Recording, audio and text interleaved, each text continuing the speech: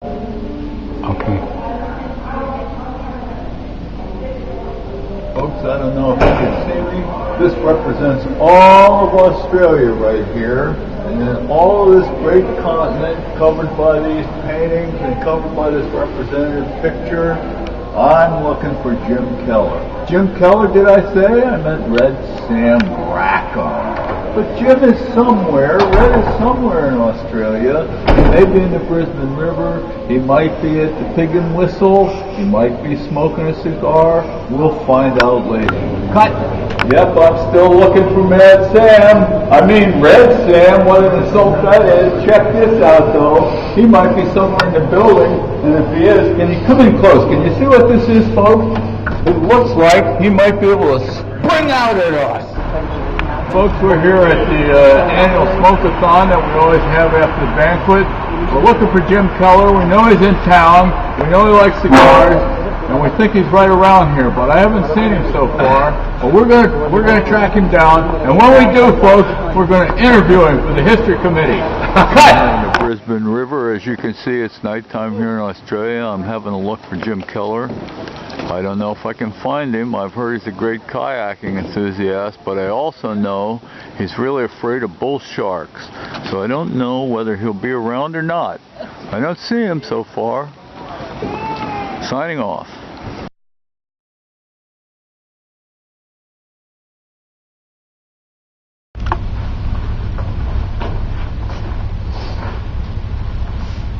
You gonna start it? It started. Oh, it's already started? Yeah. We're on? Yeah. This is like Hamish and Andy? Well, hello folks, it's Jim Bezdek. I'm here in my capacity as a CIS history interviewer. And today we have a special treat. We have Jim Keller right here, aka Red Sam Rackham, and actually I'm known as Mad Sam Flynn. And what we're going to do today is, Jim, we're going to talk about all the good times we've had in the IEEE CIS and all the good times yet to come. So as is our custom, we're going to begin by asking you whether there was a particular reason you got into engineering and science in the first place. When you were just a youngin'.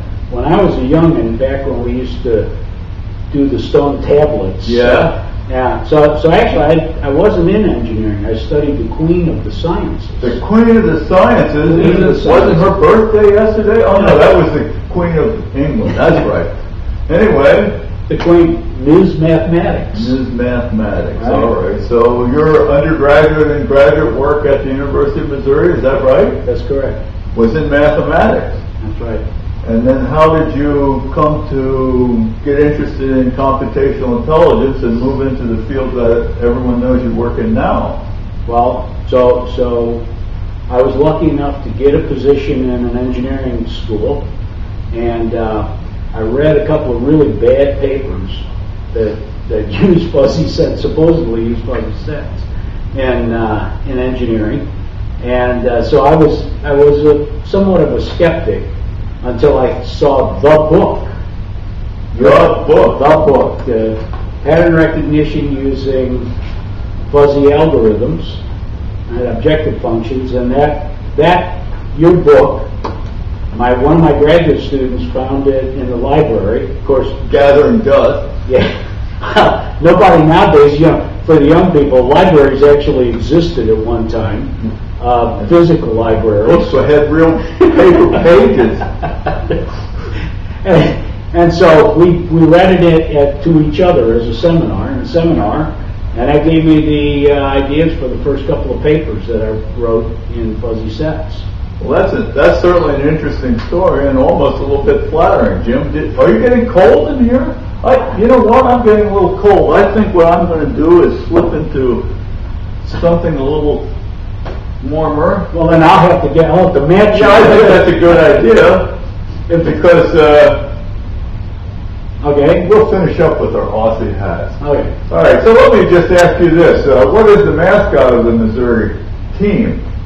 The Tiger. All right. And are you a loyal Tigers fan? Why not? M-I-Z. Do you think the IEEE CIS should have a mascot? That would be good. What kind of a mascot would you suggest? I don't know. A cheer squad? Cheerleaders? What? I don't know. Well, anyway, let's return. Okay. Let's get a little decorum here. Let's get some serious stuff in here. So, was there a single person that you can identify that might have been influential in your choice? There was this guy that I met, first guy in Fuzzy Sets that I met, and all I could say to him when I met him is, "I read your book." Wow. Well, that's another flattering and complimentary statement. Let's just move on if we can from that, and ask a little bit about your interaction with the IEEE CIS. So, for example, when did you first become involved with computational intelligence, the society? The society. This was at the first Fuzz IEEE. 1992. That's correct.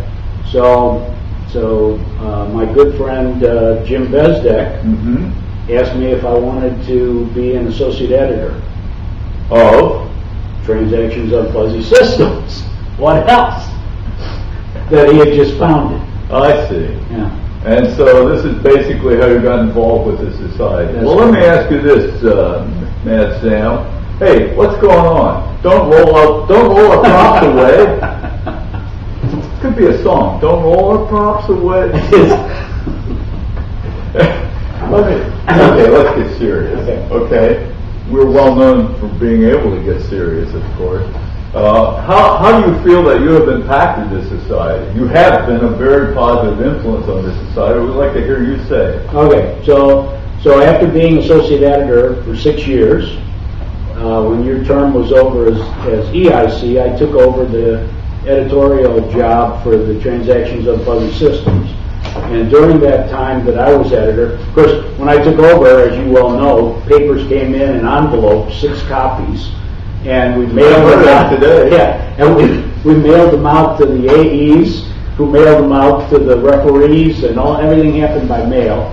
And so I first changed the format of the paper submission to using email format, and then before I finished, I ended up transferring the TFS to Manuscript Central after 6 years, and when I handed it over to Nick Pell, and then I became vice president for publications, and during that period we got all of the transactions onto Manuscript Central, so we standardized that, and then also I helped create the Computational Intelligence magazine, and then ultimately the 2 new transactions on AMD and games.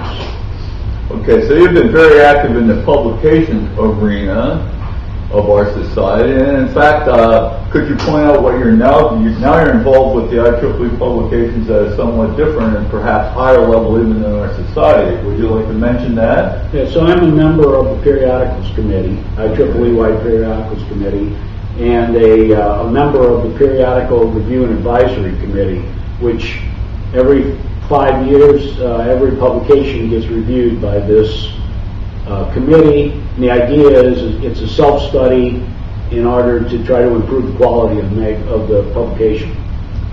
Okay, well, if I could just add something, because Jim's modest, of course, about the things he's done for our society. He's probably had more impact in the area of improving and extending the quality of all of our publications and the way they're handled, the way they're dealt with, the impact factors are wonderful.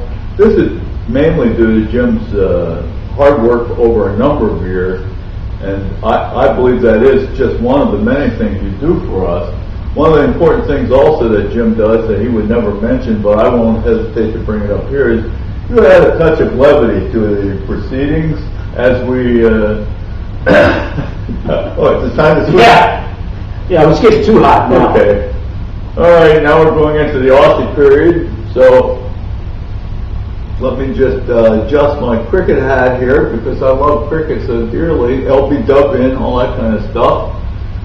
So here we are now in Australia. We are in Australia, by the way. This is June 13th, 2012. We're in Brisbane, Australia, at the Queensland Film Studios. So moving along, what would you say the impact of society has been on you? Well, okay, so really, the impact is it gave me a home. I mean, it really, you know, I mean, I was a mathematician in the College of Engineering, and I kind of bounced around and you know, doing You're kind of like a boll weevil. Yeah, really. Looking for a home. Looking for a home. And so, you know, this gave me a place that I could, you know, do lots of things. I could work with my students, work with lots of people, and you know, and be able to interact at a level that I would never have dreamed possible.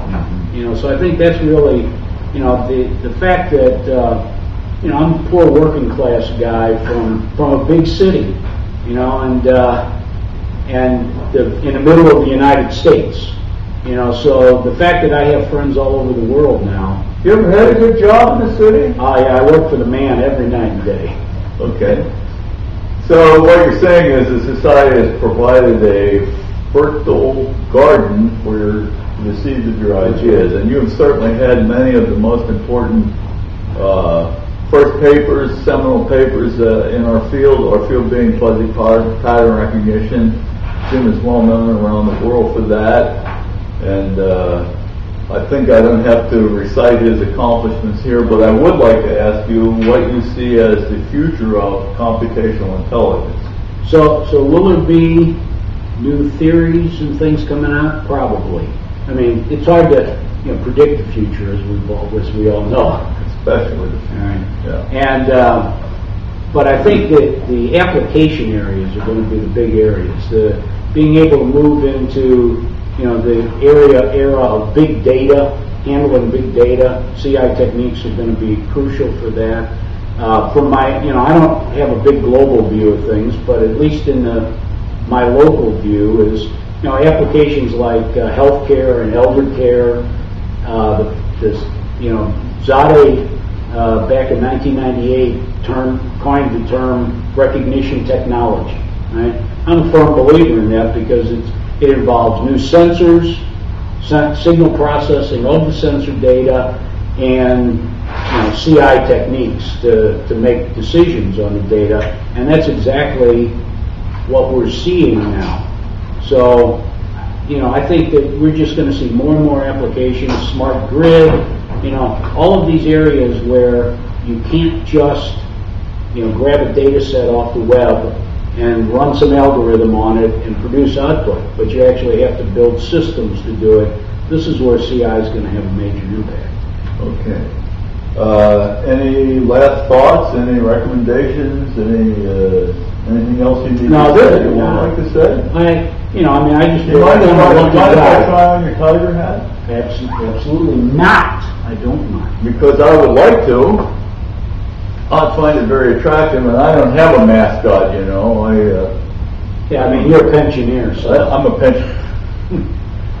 pensioner. So should we wrap it up? Yeah. Well, Jim and I both know that, by the way, did you notice how firmly I held my head, trying not to be I was trying as hard as I could not to be a bobblehead doll, which is hard when you do this, folks. All right, so Jim and I always like to wrap it up on the count of three with a particular thing that everyone says when they're on TV or on radio. 1, 2, 3. Hi, Mom.